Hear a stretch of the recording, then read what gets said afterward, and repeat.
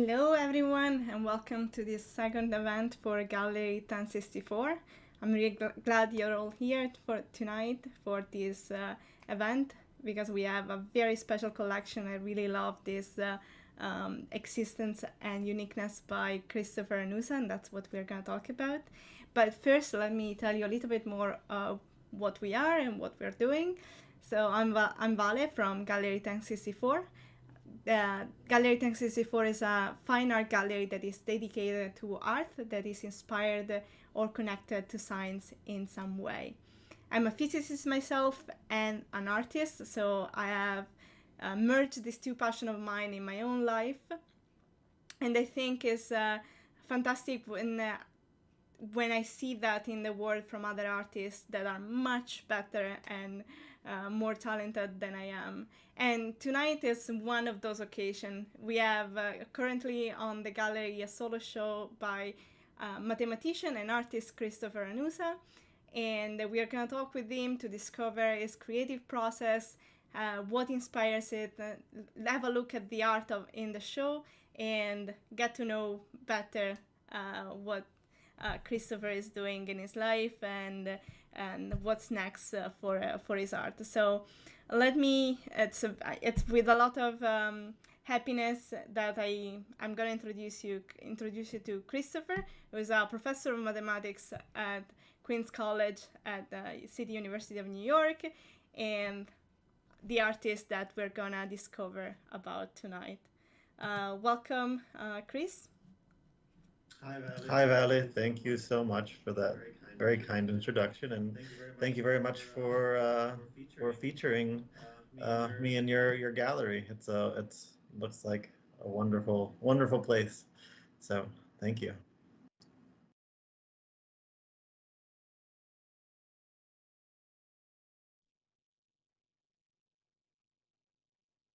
Setting. Sure.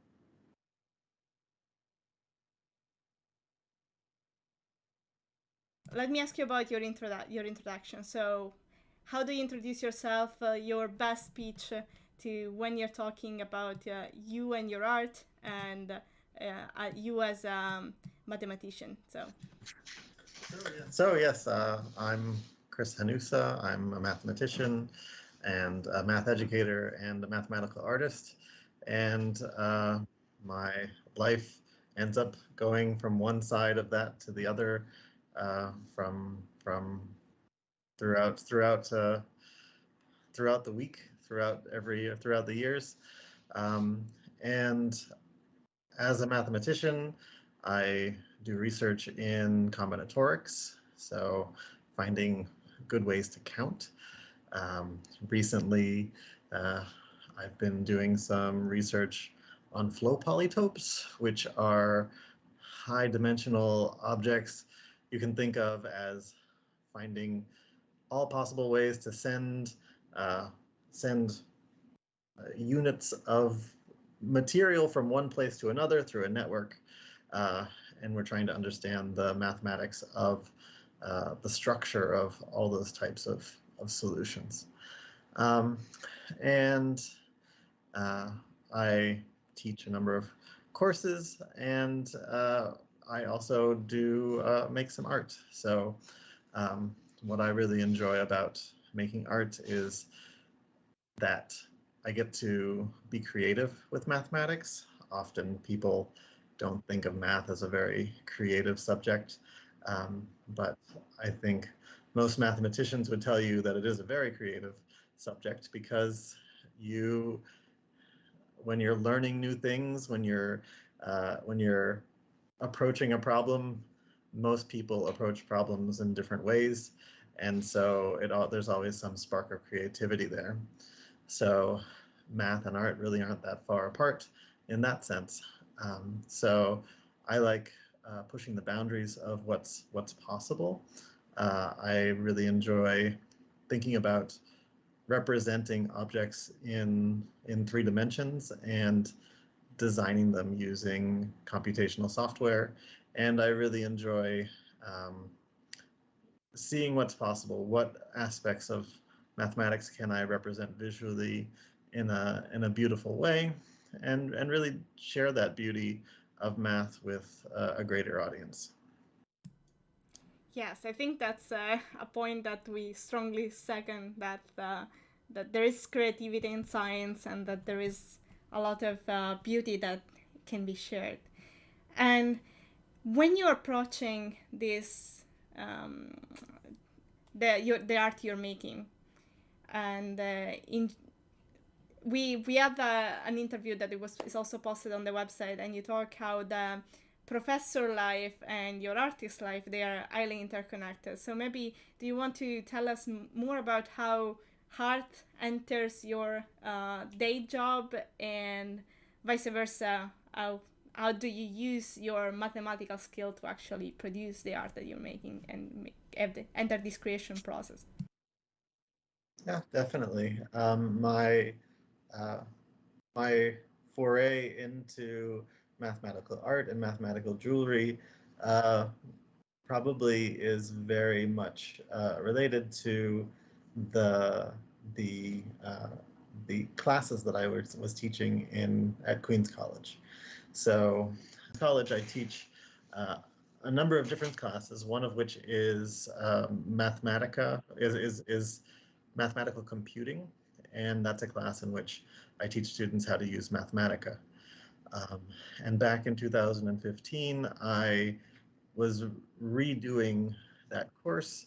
I had inherited it from somebody who was no longer at the college, and um, I, what I wanted to do was try to modernize it. And one thing about teaching is that uh, teaching lets you learn at the same time as you are teaching the students. So I said, I'd like to learn more about 3D printing. Mathematica can do 3D design, so why don't I design a module of this class that is involved in 3D printing? And so I learned myself how to do this, and then I integrated that into the class. And I had my students design some mathematical sculpture.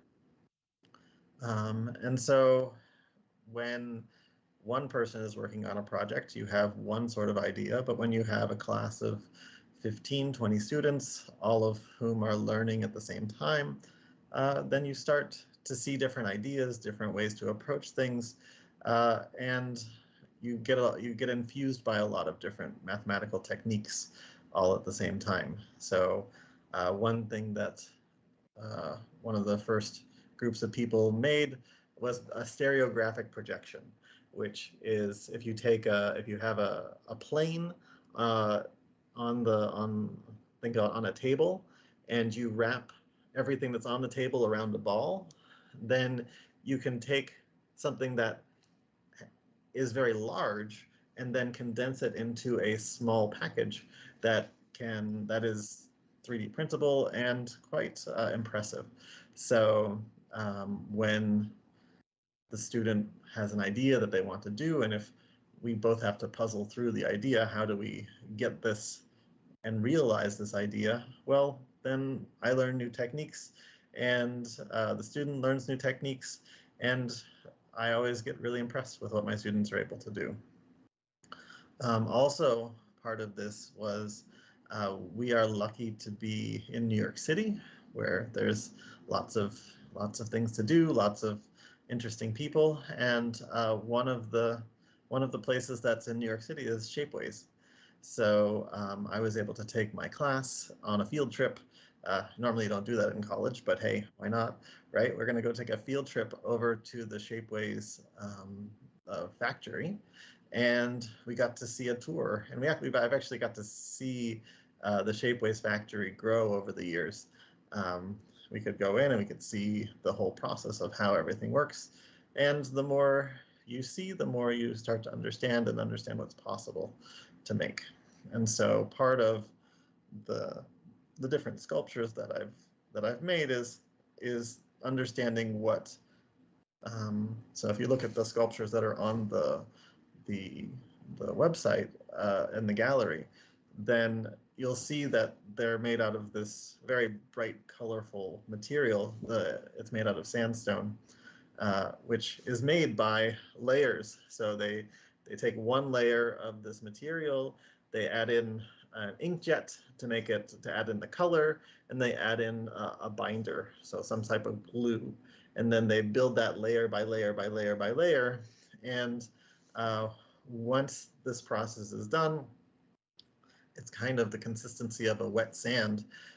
They separate the sand that's part of the sculpture from the sand that's surrounding it, and then they harden it through that process. So learning how things work also impacts the thoughts of what is possible to be made in this way.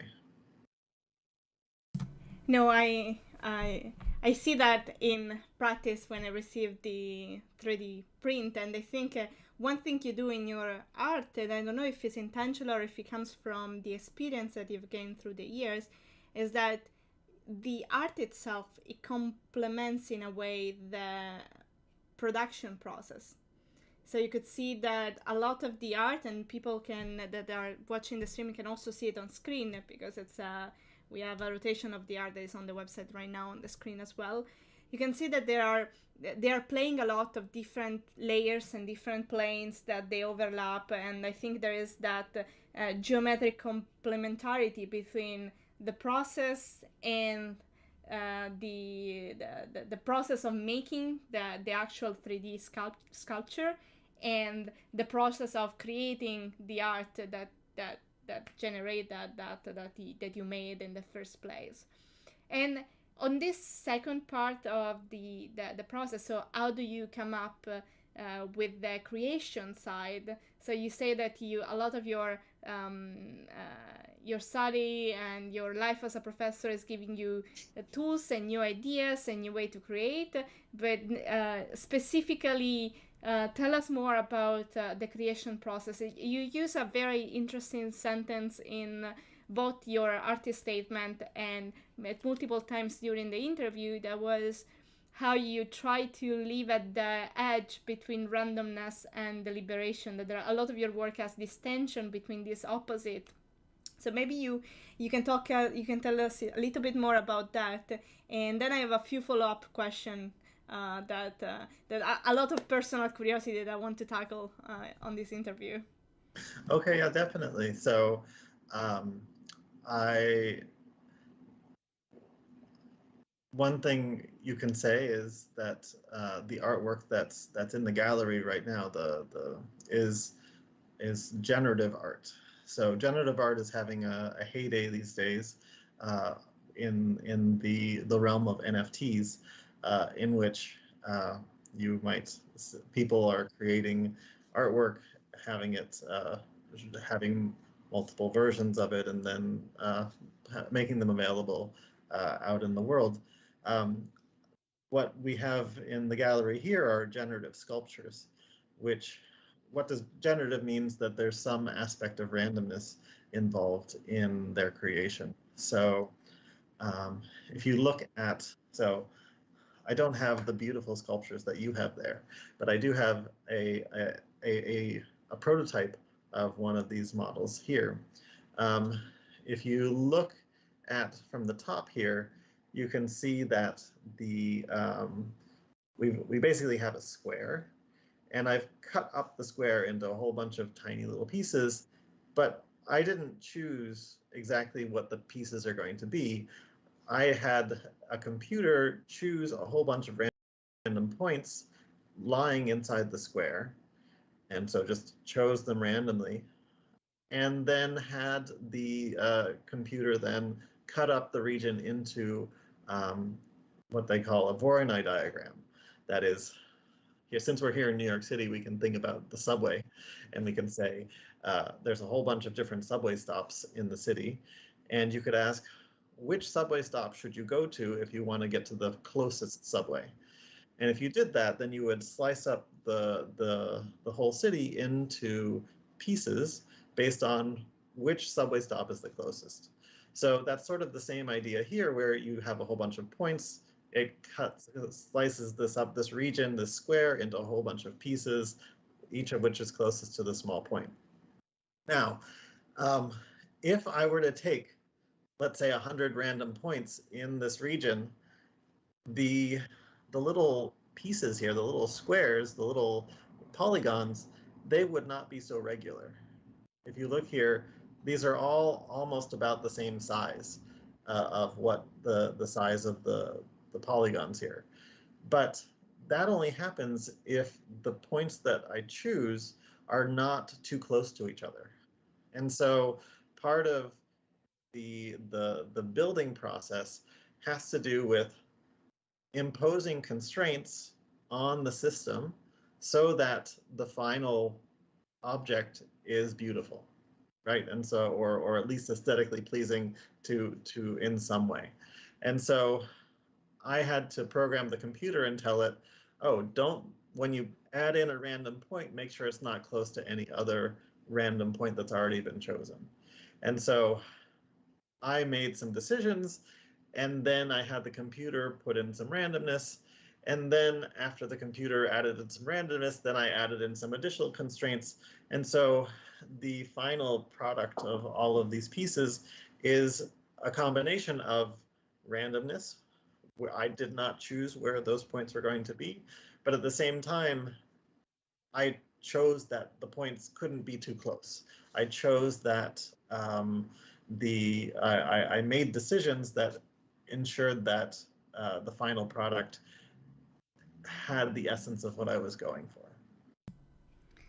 Which gives me the perfect asset for my follow-up question, because it's deeply linked with what you're saying, in the sense that if it is not just an abstract process that is making this art, there is an intention and a creative sensibility from you, choosing where you want to go and choosing how to steer the wheel, in a sense, of the generative process. And that brings me to my question of what does inspire you? What is that you come up with? You wake up, you make for any of these artwork, you say, okay, I want to explore in this case of the Riemannscape, I want to explore how to make Riemann sum beautiful, or I want to look for landscape, or I want to look for something that is colorful and it speaks to myself. For what is the thing that makes you tick, and that's the behind of that will guide you then to make the choice you make from the artistic point of view? Um, I think a lot of I think a lot of it is happenstance. That is, I think that my inspiration comes from the world around me, where um, there's uh, two of the pieces of two-dimensional art that are in the show as prints. They were inspired by when I was at a beach in Costa Rica.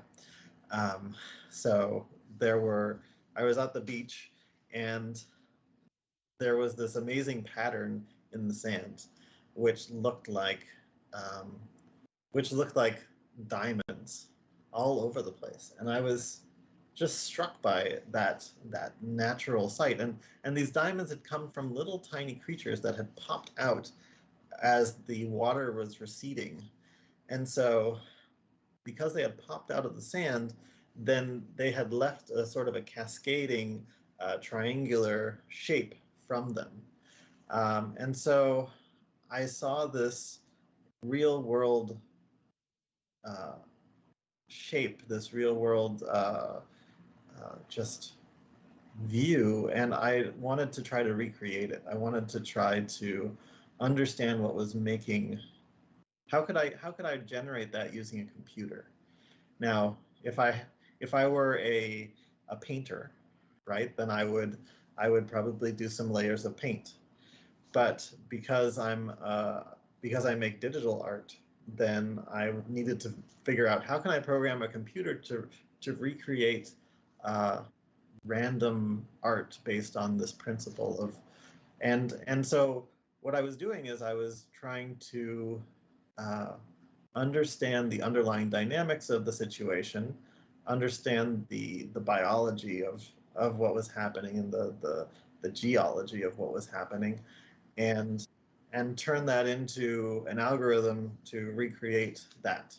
Um, and then once I have that inspiration, once I take this object that's either out in the real world or something that I've seen in my research or that I see in a textbook or comes across my Twitter feed, you take any of those inspirations, and if you've, after you've created it, created the base model in the computer, then you can push it. You can say, well, where do I add the randomness? What are the different parameters that I can change? How do I create something different? How do I take the same algorithm and then change the way that I interact with it in such a way that maybe it has the same essence or maybe it doesn't? Where what can I learn? What can I push? Where what's out there for us to discover? I absolutely love it. I like, and as I was looking at it, the sculpture that arrived at Gallery 1064, that was my first impression, especially with the Riemannscape, because having that deep sense of connection between nature and science in a way, and math as a way to bridge our understanding of the world, because is how we describe life as we know in all scientific field that rely on those mathematical principle, and seeing that coming back and to describe nature again but through art using the mathematical principle. I think it was really when I opened the artwork for the first time, that really drive my enthusiasm the first time I've seen that. And but I also think, and maybe I am reading into the art something that isn't there, that there is a sense in some of your work of that choice that are made throughout the step, and that in a sense they represent sort of a passing of time, and an opportunity to see this iteration and this process, this growth. And I particularly feel that with the time frame that you have encapsulated into the other collection of this work. So maybe let's go into more details about the three specific collection of the artwork that you made originally for this show, and what do they represent, and what story do they tell us?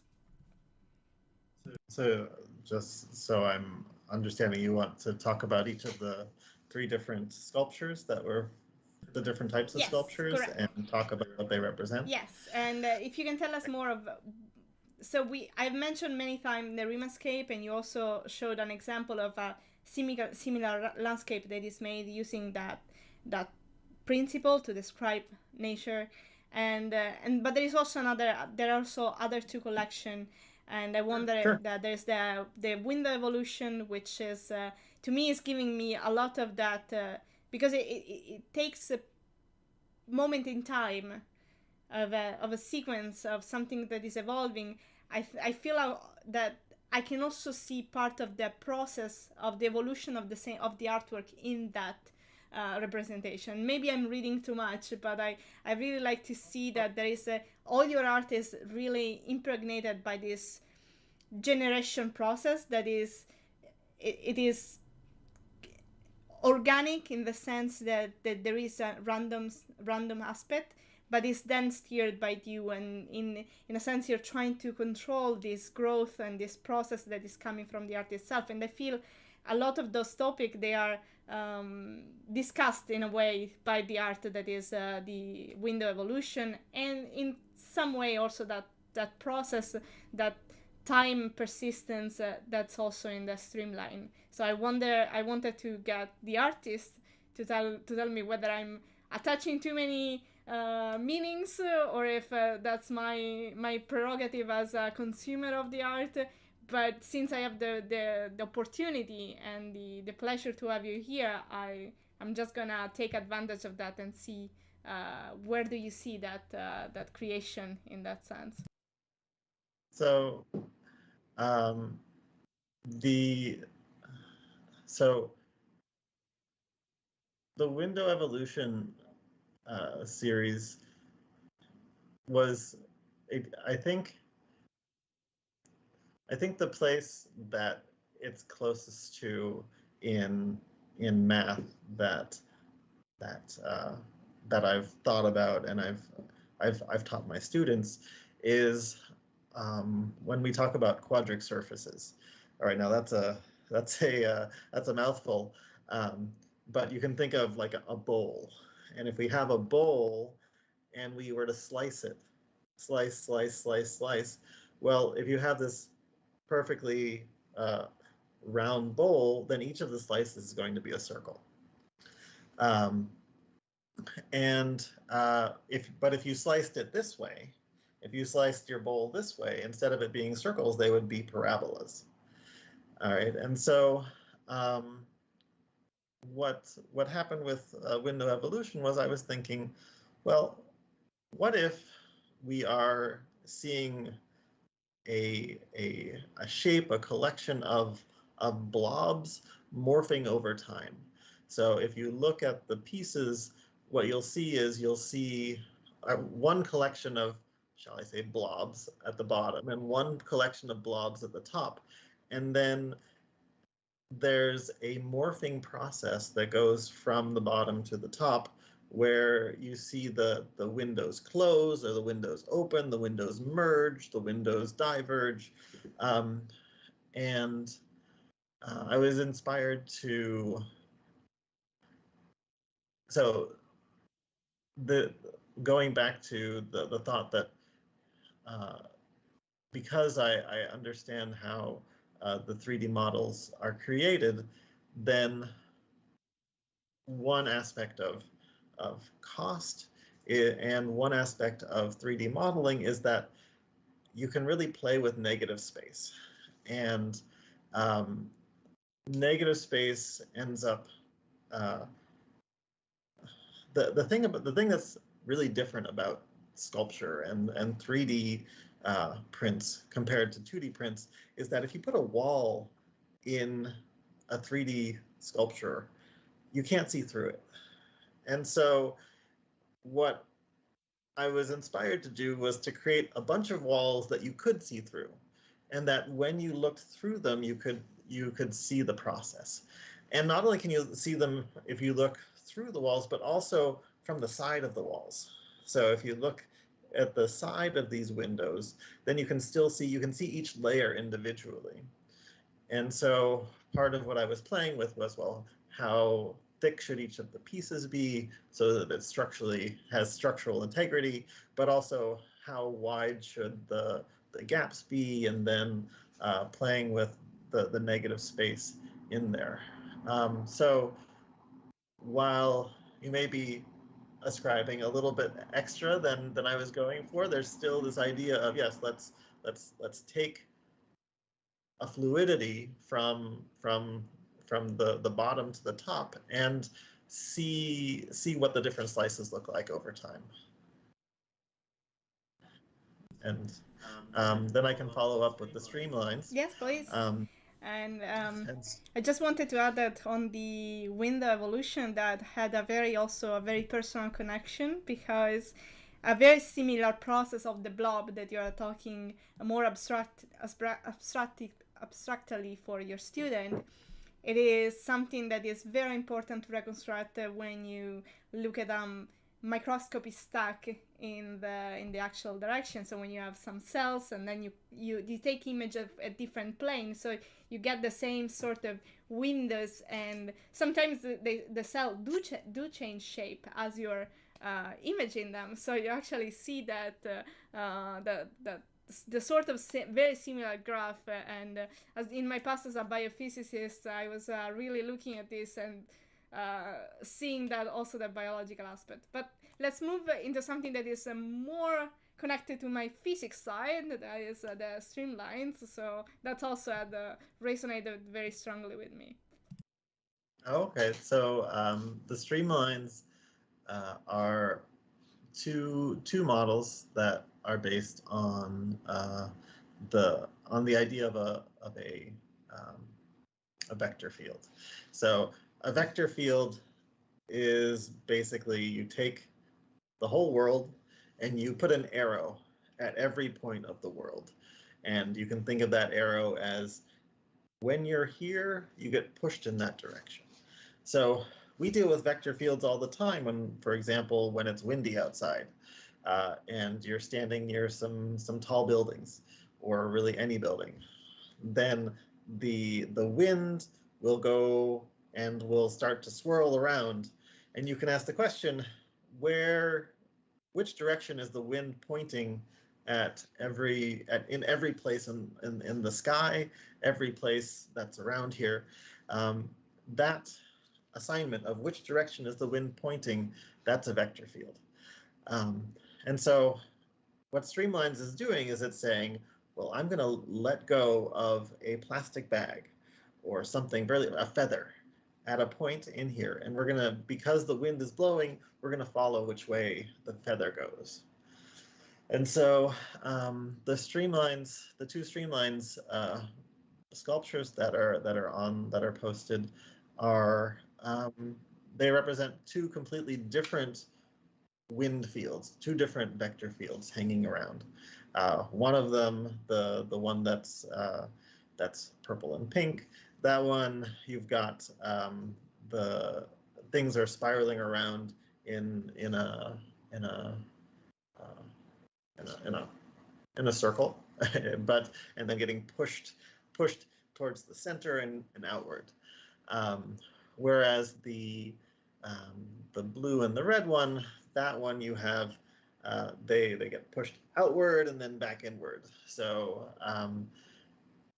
what the way I chose those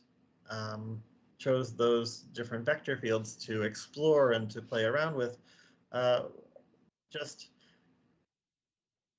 I think I tried to think about what two-dimensional pictures look interesting, and then try to take those and bring them into the third dimension. So.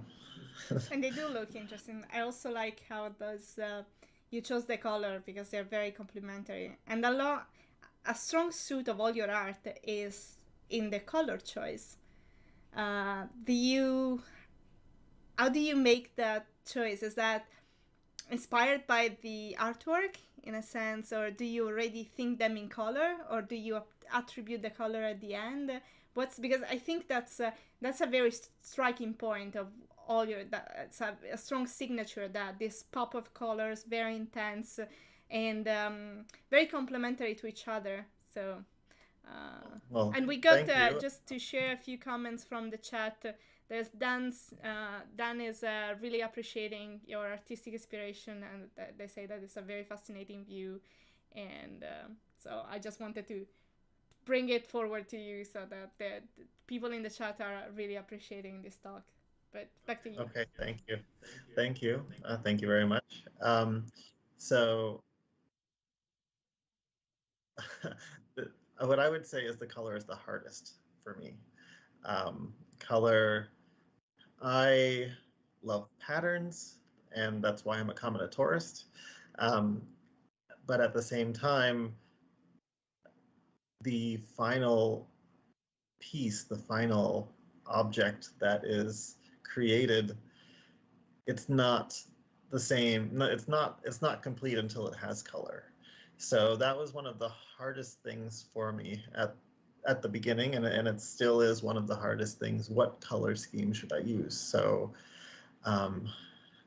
yeah, I guess I just love bold things. I love pieces that have harmony and bright colors, and I just having I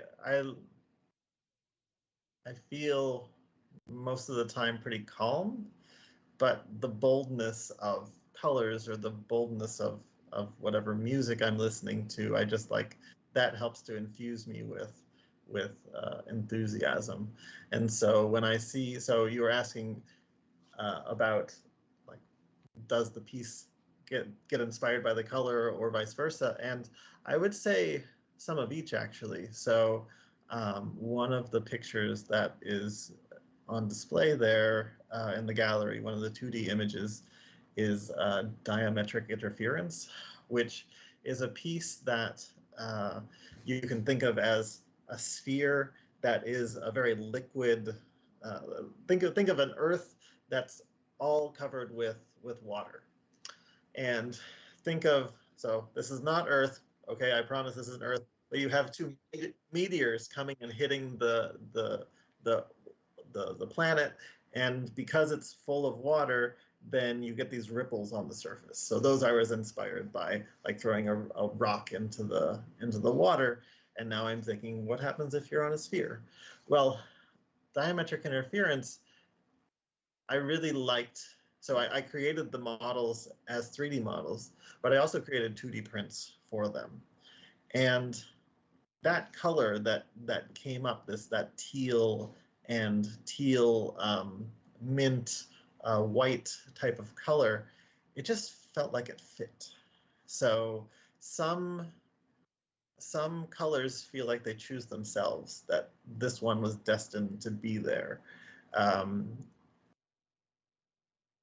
yeah, that's No, it makes I sense. I feel like there is a lot of the artistic intuition, and as you're saying, the art speaking to you in some ways as well. Um, we're starting to wind down, so let me talk a little bit more about something more relaxing. Like you say that um, you sometimes get inspired by music, so let us know a little bit of what do you listen to. Do you make your art listening to music, or do you use podcasts? Just let's bring us in a day in the life of a mathematical artist. yeah, I definitely get inspired when I'm listening to music. I like to have background noise, and I definitely work best when I have some music. And I guess chill wave, EDM, uh, give me some repetitive but uh, happy music, and I think that's probably what you'll be hearing if you came into my studio and I was jamming away at the computer keyboard. Then that would be what would be there on the radio. Before we close, I wanted to mention also something that I put together in the art slideshow that is going on the screen, but it's just passing through. So I wanted to mention is that you also have uh, a an application of your art into wearable art. So you Mhm. have a separate business which is called Hanusa Design.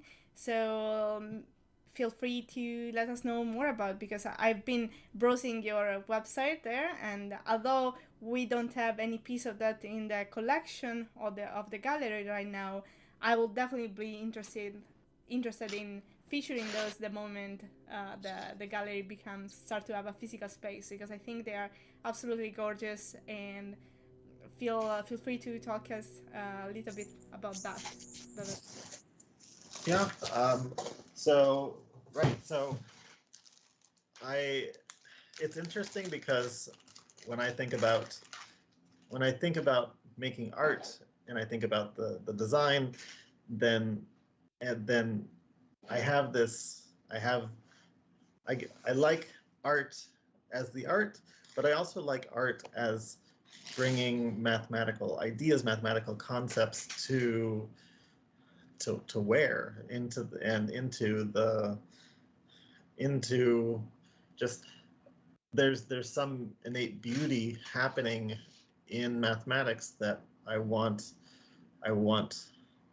to be in the world. So let's see how we're going to do here. Okay, good. It's not flashing. So this is an earring. This is and it represents a mathematical concept called an Apollonian circle packing. Basically, if you take three circles like this, there's that are nested inside one larger circle, then there's a process by which you can fill up the whole circle with smaller and smaller circles. And so I think they're beautiful. And I thought, I mean, that's a beautiful idea for a piece of jewelry. This is an earring, or it could be a pendant, right? So um, I get inspired by the bringing these mathematical ideas to the to the world, and I think I think one of the things about being a mathematician is that you see beauty in math everywhere.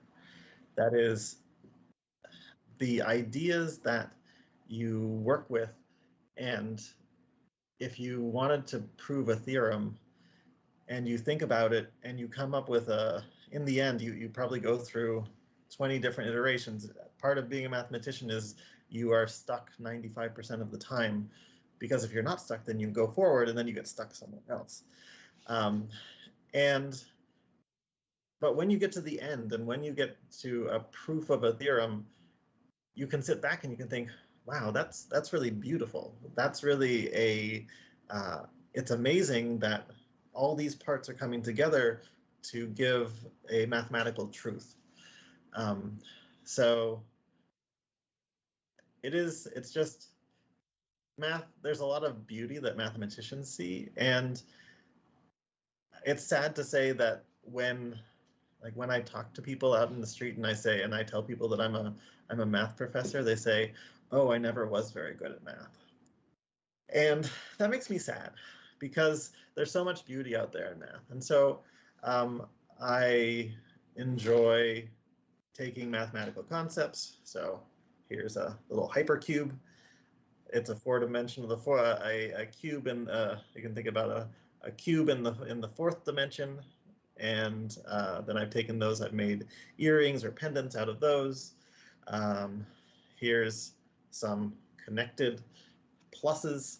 I made some plus earrings. These ones were actually highlighted as the jewelry of jewelry in the Museum of Mathematics, and it was featured for the Christmas 2021 in their featured products. So I have a number of my pieces of jewelry that are available in museums throughout the United States, and I have my own website where those things are available. And I appear to have a halo glowing now. I uh, I would say so. And throughout this gallery, throughout my solo show, then there's a promotion code uh, for it's. I think it was 1064 or it was Gallery 1064. I don't remember what it was. And you can get 10% off of anything that's on the website. And it's Pi Day, so there's an even better code for the next 3.14 days. It's 31415. So you can get 15% off of anything in the next couple of days. No, it is beautiful, and I think that's one of the main reason I wanted to start Gallery Tank 64 is exactly that. There is too often people feel scared about science and math, and if they get to approach it from a different angle first, and that could be wearable art, it could be the art that we're featuring in the Existence and Uniqueness solo show. I think that demystifies the whole process, and then it drives that curiosity to go on and then experience that same level of awe and enthusiasm that you get from the art into then the science. So I think there is a really nice feeding mechanism that can go with that, and I really appreciate you talking us about that. We are getting towards the end, and then we'll go talk with our collector. So you'll find all the information of the Hanusa design, the code. If you go to gallery1064.com, there is an article where Chris goes into more details about the process for this specific show, but also about his career, some of the interesting process and project he's been working for his research. So it's really fun reading. There is a lot of math, but explained in a very easy and approachable way. So that if that could be your entry ticket into the world of combinatorics and math, I'll really invite you to give it a read. We'll close asking you a question that is going to be embarrassing because I don't know the answer, and is, what is your favorite piece of the collection? Because for me, it's still difficult to pick one. So if you don't have one, I'm happy to go with a blank answer, but otherwise we'll close with this one. Well, right, they're all my favorite children. I think probably the pentagons. I think when that one came, the windows that were pentagons, when that one came, and the structure of that one came complete, I was like, yes, I like that one. Very serendipitously, while you were talking about that, it showed up on screen. So, so that was absolutely fun. Thank you everyone for watching. Thank you, Chris, for this fantastic interview and getting to know more about your process.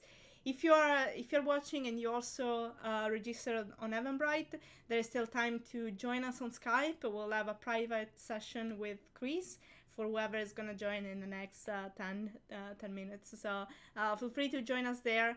Otherwise, thank you for watching, and thank you, Chris, again. You'll find all the information about the show in the description, and all the links about where to find Chris. And he's very active on Twitter and on Instagram at MathZorro. And you can check his website to know more about his art at christopherhanusa.com. Or if you're interested if you're interested in the wearable arts, then you'll need to go to hanusadesign.com. Thank you, Chris. Do you want to raise your glass and celebrate this amazing show? Thank you very much for taking part into Gallery 1064. And thank you so much, Vale. Well, thank you everyone for watching, and have a good weekend. And I hope to see you at the website. Bye.